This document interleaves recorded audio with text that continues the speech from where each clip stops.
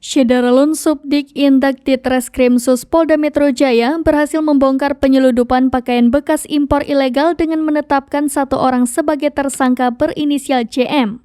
Direktur Reserse Kriminal Khusus Polda Metro Jaya, Kombes Pol Aulian Syah Lubis mengatakan, pihaknya berhasil menyita 535 ball press berisikan pakaian bekas dari Korea hingga Amerika Serikat. Auliansyah menyampaikan ratusan ball press ini disita dari 6 titik lokasi di wilayah Jakarta, Depok, dan Tangerang.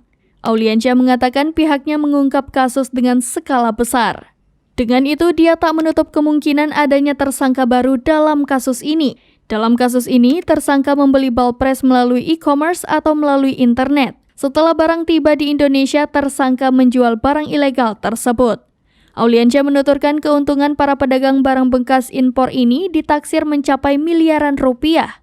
Beberapa dari pedagang bahkan ada yang mengaku telah menjalankan bisnis gelap ini sejak tahun 2018. Atas perbuatannya, tersangka JM kini telah ditahan di rutan Polda Metro Jaya. Ia dijerat dengan Undang-Undang ITE dan perdagangan dengan ancaman di atas 5 tahun penjara.